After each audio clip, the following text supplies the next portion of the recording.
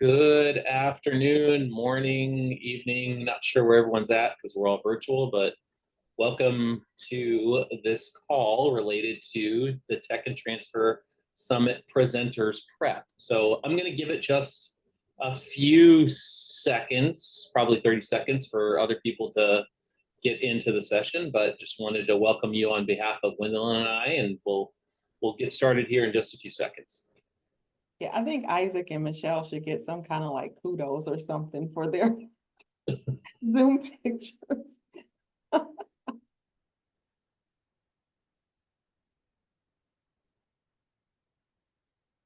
All right. Yeah, we have I'm showing 17 people in the room, and the individuals coming in has slowed down. So I'll go ahead and get started. And as other individuals join in, we can just let them know it's being recorded. So if they needed to watch something on back, they can check out the recording. So again, thank you for everyone who's joining us that are presenters as part of our upcoming Tech and Transfer Summit. By way of introductions, my name is Mark Booker. I'm one of the co-leads. This is my first year co-leading the Tech and Transfer Summit, and my partner in this endeavor is Dr. Wendelin Davis, and she's also on the call today. So our purpose really today is to, one, go over a few items that you should ponder or think about as you get ready to present for the Tech and Transfer Summit. But periphery to that and secondary to that is really to see what questions you may have for us on anything that you may not know, may want to get answered, or for us to fill in the blanks on anything I don't cover as I kind of go over certain things to think about as you get ready for your presentations. So with that, I will go ahead, get started, and then we'll open it up to the floor.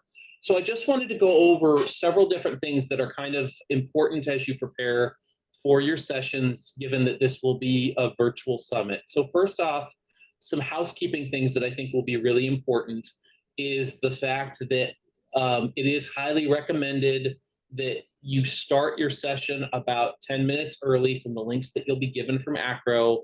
There will be someone from Acro online if you go into your Zoom room when you get the links, because it'll be hosted through a Zoom client, ready to help you and support you for some technology checks and just to talk about how you want your session moderated.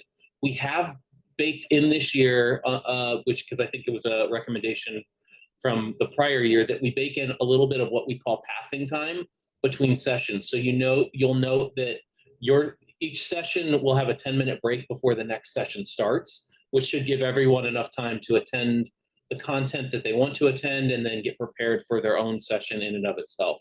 And so please, please, please make use of that. It becomes a really important kind of pre-period, because we've all gone through this with any synchronous client, whether it's Zoom, whether it's Teams or whatnot. Everything always works until the day you need to run a meeting, and then suddenly nothing works. And so using those additional few minutes to get prepped and make sure everything is working will be good. Again, as a reminder, you will be sent links from Acro on your own hosting room for the session. So you'll get a separate email that provides information on where you need to log into to host and be in that kind of role. So we'll check, the Acro team will make sure that your video is working and also that your sound is working. Now, tied to that, generally the next question that is in place is what to do about PowerPoint slides. So there is, and we'll make sure that you have a link to this, there is a slide deck that we have, and we call it a recommended slide deck, but it's a soft recommendation for you to put your content in. It is not a hard recommendation. We want your personality and your content to come through for you. And so if you have a flow format or a way that you are more comfortable presenting, or you already have this content in a deck that works for you, by all means use that deck. But if you don't have anything and you want a guide or something that's branded to the event, we do have that. It's up, I believe it may already be up on the Acro website, but we will make sure everyone who's attending this meeting, because we have your information logged in the Zoom client as you've logged in, will get access to those materials. It is a very simple background, it's just Tech and Transfer Summit, et cetera. But we want you to know that for those purposes, you don't have to use it. If you want to, we'd love it, but by all means, there are times the content or your needs dictate going a different direction. And in fact, of the sessions I'm giving, one will be branded and one won't be branded just because of how things work and how that is. So we want you to feel comfortable that your personality and what you're doing comes through.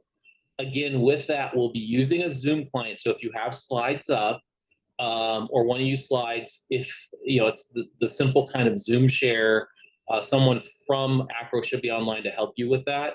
And you can also kind of determine whether you want to click through them or not. If you need assistance, please let someone know either in advance or on the day of the checks, etc. We're here to help you throughout that process for those who are using slides on that end.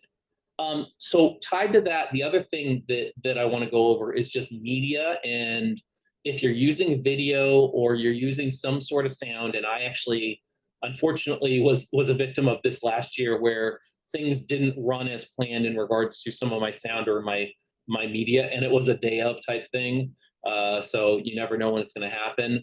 Just two things. One, make sure that it is working today, first off, because that's always a good thing. But also in your back of your mind, just always be ready to pivot just in case the video doesn't play or something happens. Now, one thing with Zoom, if you haven't used Zoom before, when you go to share a video, there are a couple of buttons that you would want to press, especially if there's sound from your computer or you're running a video clip. There's an optimized video clip. Again, if someone wants to have some tips and tricks on that, just put your information in the chat and I'll make sure that someone sends that out. But some people don't realize that Zoom is unique, where sometimes if you share a video, if you don't click those buttons, it comes across very terrible for people in the audience. And I, to be honest, don't run Zoom, so I don't know why they do that. You think, hey, it's a video clip, which we probably want you to optimize it for sharing. So that's just a thing on that, but just kind of plan that and plan the flow of that in advance, because it, again, is as virtual as you're running real time. The other thing is think about how you want to handle questions and make that part of your preamble to your session. Some people are very comfortable running through content and getting questions in their chat real time because it'll have just the normal chat open. And then some people would like to wait till the end of it because they don't want to be distracted as you're going through your presentation in and of itself. Choose what you want in advance and just make sure the audience knows, and also make sure the person who's supporting you from Acro knows. Because each person is different, and some presentations you want to go from start to finish without interruptions, and others are, if you're in a more kind of a roundtable or panel environment, you can free forum it, and or if you have multiple speakers, you'll want someone to manage the chat while you're speaking. All of that, just think about that depending on how your flow of the session is. There's no wrong answer, it's just what you're comfortable with, and that's kind of why you want to have the pre-planning areas on that end. And then last but not least, please, if you're a presenter and you haven't registered for the conference yet, please register for the conference. The presenter rate and the early bird rate should be locked in both for presenters. We extended that for anyone who's a presenter. If you're not getting that and you haven't registered yet, please reach out to us, whether it's Wendell, myself, and we'll route you to the right Acro person. There have been weird oddities in the system in regards to capturing certain people at the right rate and then other people not. We will take care of you on that, or we'll make, as part of us working with Acro, we'll take care of that. As I say in my day job, technology is sometimes going to technology. So it sometimes doesn't do what we want it to do, but we definitely want to make sure that you're supported because you're a vital part of this program and really, really important to the summit, because we really think we've done a good job of selecting sessions that are really indicative of where the conversation on learning mobility for Acro and as well as higher ed needs to go. And so you are a select group of people that we really think add to our program and will make it come to life. And so that's another thing. If you look at the schedule, there is, in essence, usually 4 to 5 sessions each slot, but that's less than before, and that's intentional in a lot of ways because we want people to focus on content. But tied to that, and this is my last point, also know that your session will be recorded, and within the recording of the session, it will be available for 60 days post the event for anyone who registered. So if you want to go back and watch it, or if you want changes on something or whatnot, let us know. It will be recorded and it will be archived. And again, it'll be available for 60 days. I bring that up, one, for you as presenters to know it will be recorded. So again, if there's an editing thing or whatever that you really feel strongly about, let us know. But refer to that too. And I'm also going to make a plug to anyone else on campus that exists that you may want to have attend this. If they're not available between July 9th to the 11th, but they're interested in the content, all of it will be recorded and available for 60 days, which is a really awesome thing I think that ACRO is doing, especially given the fact that, vacations are very prominent during mid-July. So with that, I'm going to stop and see if Wendelin has anything to add, and then we'll turn it over to all of you for questions that we can answer. I think only the couple things I was going to add is, well, I threw in the link to the presentation guidelines, online, but Mark already kind of talked through what you need to do for PowerPoint. So just kind of keep what he said in mind, in addition to having those guidelines there. The other thing is, definitely if anyone can't attend, the thing they have to make sure is if they want access to the recordings is they still have to register. So they have to be registered for the conference. So even if they register knowing they can't attend, but that gives them access to all the sessions. So they just want to keep that in mind. And I would say, especially with the way a lot of our sessions have been going, I would say like 7 to 10 minutes. It gives you a chance to kind of play around and see whether or not you have a really talkative group or you have a group that has a lot of questions and are going to go a little bit long. So you can kind of play it by ear if they're already interactive, or if you let them start asking questions throughout the presentation, or you see a lot of questions coming up in the chat, then you might even want to think about cutting your presentation a little bit shorter and getting to the questions. So I'd say gauge it by how your group is responding. Any other questions? Did everyone get their email today? Letting you know what time the time and day of your session? Okay, good. Any questions or concerns about the way they've been scheduled? Good, I'm seeing a number of thumbs up, so, okay. Cool, so then I want to leave the floor open to any other questions. Oh, okay, Ashley? Can we just talk? Yes. Can we talk, or do we need to use the chat? Nope, you can talk. Okay, I have two questions. My co-presenter isn't on there. How do I get my co-presenter on with me? And just, I will say email Mark and I, and so we'll get with ACRO to get the co-present. I think that's for all of them. The co-presenters aren't showing, but we'll work on making sure that they show as presenters. And then my other question, are the times that we've been given, are those Eastern Standard Times? Yes. Okay, good. Because when the emails have been coming in, they've been giving me like Central Time. So I wanted to make sure I was calculating the right time because I'm presenting twice at another conference. So I wanted to make sure I had the times right.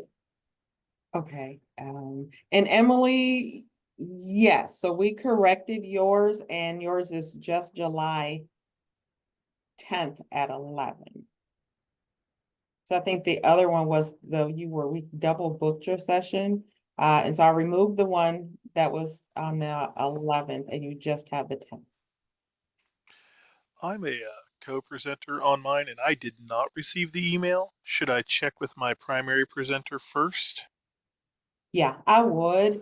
So the email, I think, went out to all the primary presenters, and I don't think it went out to any of the added presenters, but we'll go back and get that corrected. So Patrick, I think you asked a question, will you be able to see pre-registrants before your session? If you're talking about people who have selected that, who have registered, I believe that is a yes. In the Whova app, it should be able to show that once everything is released to the Whova app tied to the conference, which I think happens, we'd have to ask Becky, but it happens, I think, sometime next week. And so you'll start to see how many people signed up for a specific session. on that perspective. Just like if you've attended the annual meeting, it's the same app where if people select they want to attend something, you'll be able to see that.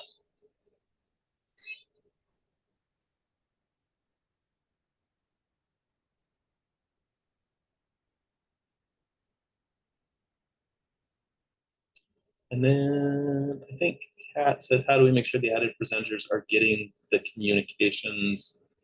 If you have I would say this, if you're the primary presenter and you feel that someone who is an added presenter isn't getting a communication, just send a note to Gwendolyn and I, and we will double check that.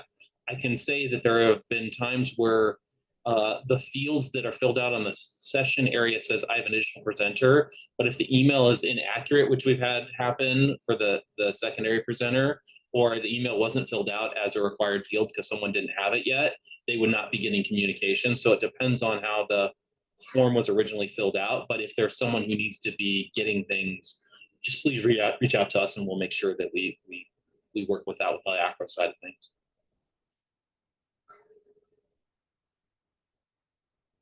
I think I handled everything in the chat. Any other chat or verbal questions?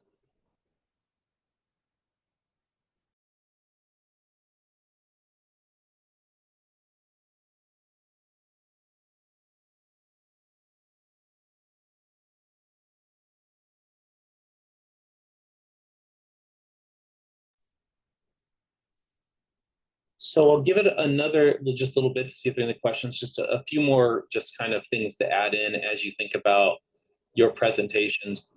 The most important thing, going from past participant feedback is just being, as genial and kind of with the moment in the presentation. It's virtual. Sometimes the technology or sometimes things may feel like they're stressing out a little bit, but the part is to be just most as possible as you can actualize with your content and kind of, feel it in a sense. This is something that's to be an engaging summit. Virtual is a different way to present. And if you do feel like Gwendolyn said, things are there's a lot of questions from people in your room. There's no bonus points for hitting everything in your PowerPoint. It's more bonus points for hitting everything that the people in your room want. So think about that. And there are certain topics that start to go different directions, and that's okay on that end. Deb asks, how many of us are first-time presenters? I think we'd have to look that up. So I don't have that offhand, but that's a good question. Good question. Oh, a lot of them. Great. Oh, wow, nice.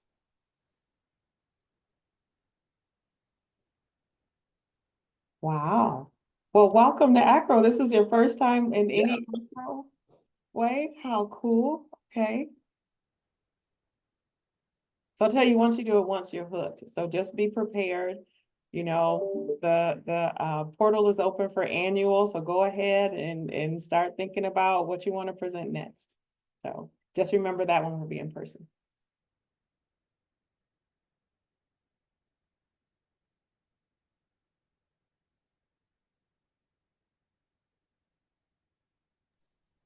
It's interesting because several of you say your first time for this summit, but I know your names. I've met some of you before, and I know. So thank you for deciding to join the conference and things like that. Patrick, Ariel, a few of you, like I know of you, so or I've met you before. So really great. I'm not one to keep people forever if there's not anything else to go through, but we definitely wanted to carve out this time to ensure that you are prepared. So I'll see if Gwendolyn has anything more you want to discuss with the crew. I was gonna say the one thing that is really helpful, especially I'll say for all presenters, whether you first time or not, is to remind people to complete the surveys. It's surprising how few people actually complete the surveys, but it really does give you good information on your session. And sometimes if you just need to see like, yes, I felt like that was good, but I see everybody else agrees. So it gives you that confirmation. So just as a reminder to remind those attending the session to please complete not only a session survey, but a summit survey. Because we want to know, and we actually made adjustments to this summit based on the results of the survey. So we are actually using the responses to the survey to address anything we need to change for the summit. So Kimberlyn, great question. In the Whova app itself, there's actually there's an app that people can download for the summit. That link should be coming here very shortly. And when they click on your summit, there is actually it's in the app itself, the session evaluation for your session. The summit itself evaluation will probably, I think, is sent out post summit via email to all participants. So I think it comes in a different way. Although the Whova app also does push notifications, so you'll probably get it in that manner. But when you're presenting, if you're saying, please remember to fill out your session feedback, it's in their apps. They have access to it. It doesn't also shut down. So it's not like if they want to do it later on in the day or a few days later, they still have access to it. And we will actually remind attendees post summit to go back and do session evaluations as well if they forget in real time. But that's how they do that. I don't know if there is a QR code specific to each session. That may be actually a feedback thing to give to the people who make the app, but I don't know if there is at this point. But that's a great question. The easiest way though is to push people to the app and then to your specific session. Yeah, and I don't think so, but I'm actually looking now. The nice thing is once you have your event in the Whova app, that event exists anytime you want to go back, or if you need to remember a name or look up someone or try to remember something from a session. That helps a lot, and you can use it to plan your sessions. Anybody new or never used the Whova app before?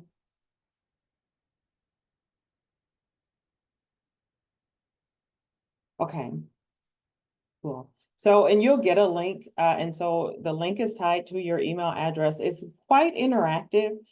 You can throw up questions, you can create side groups. It could be, the knitters, anybody who's a knitter want to network later or chat later. So you can even create groups, you can network, you can find people, you can share your contact information with people. And you'll always have access to the sessions and to the content from the app, which has been helpful because I've gone back to even a couple of the ACRO annual conferences to go back and find a person, whether it was a vendor or a presenter or something like that. So it's a very interactive, you can even get you're on the leaderboard if you're interacting a lot, throwing in, comments and different things like that. So it's very helpful. You can download it on your phone or a tablet, or you can use your desktop.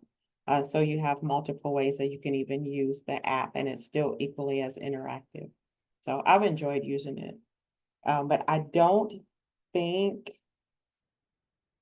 no, there isn't a QR code to the sessions, but it also even allows you to connect it to your social media if you want to throw something out there like, hey, I'm presenting on this topic, something like that. So it allows you to interact with social media as well, but no QR code.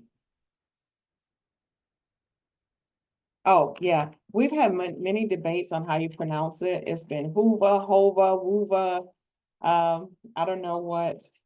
Oh, there you go. So even that has been fun.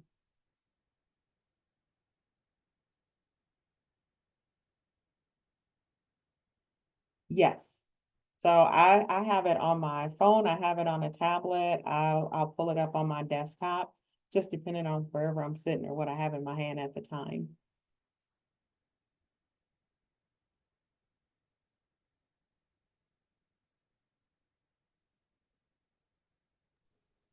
So Can you Michelle, use it on your cell and your computer at the same time?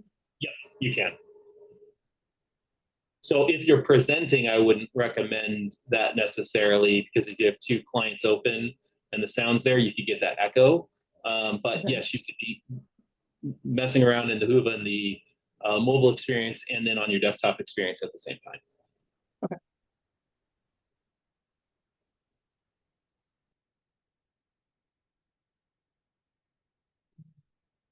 I think we have at least one person who just joined. Any questions? We're just kind of covering the various topics about presenting. If anyone just recently joined, any questions that you have for me or Mark?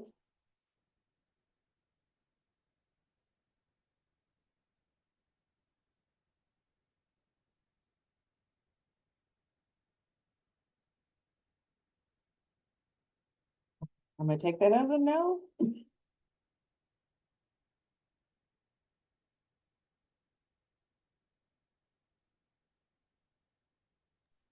Ariel, good question. So technically, your session is due the day of your presenting. So we let you go down to game time at that point in time because we're recording everything. There isn't as some of the same stringent requirements, like say at the ACRO annual meeting where you're asked to upload well in advance. So your deck or your slides are there. So we handle it a little bit differently because it's virtual and your presentations will be recorded. The sooner, of course, for your own benefit, I would always say the sooner the better. But there are times there's game time decisions, and as long as you're ready to go and the technology is present, that's where your tech check in advance becomes really important, because then it's recorded. But because the sessions are recorded, you know, as you have your final slides and things like that and want to upload on the back end, we are more flexible with that than not, especially considering the content's available for 60 days. So hopefully that helps answer your question. Oh, and I'm gonna re-add the link to the presentation guidelines. Because I think when you join at a later time, you don't get to see the previous links. And then Ariel, to your question, does the moderator share the slides or do the presenter share the slides? You can ask your moderator to. My recommendation from experience is that largely in the client and the way you're using Zoom, that you typically click through your own, just makes life a little bit easier, unless you're having extremely bad technology. You know, sometimes people wake up and their internet's terrible and they're having to go through a mobile device, and then they may want to ask for help for someone to, you know, share the slides with a better connection while you're just doing verbal and going off camera. I think sometimes because we're dealing with virtual, you have to be nuanced to that. But if all things are even and working effectively, typically it's better if you can control things on your end so that there's not a gap or delay. But again, it depends on your internet connectivity and what's going on that day with the world of technology. And then your facilitator from ACRO will also reach out to you, and you'll be able to have that conversation with them to work out how you want things to flow. Did you say that already, Mark? I might be repeating what you already said. It's okay. You know, they say in order to make something stick for change management, you have to repeat it up to 7 times. So we're not there yet. So we're good. We're all good. So.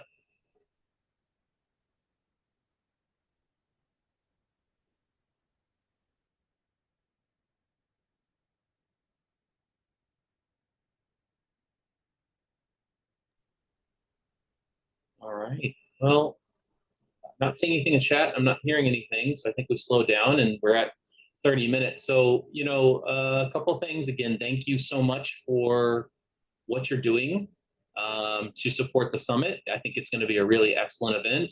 I know that, you know, it's part of my job to tell you to say, tell your friends and get them involved, but I really do. When you look at the program, our keynote speakers and what we've got set up, I think it's gonna be really good, and you're all a big part of that. And then the other thing is, Wendell and I typically like to be givers, and so I know this meeting was scheduled for an hour, but you'll have a 30 minutes back, and you don't have to tell anyone, and you got extra time to do emails or other work. So. All right. Thanks, everyone. We'll talk soon.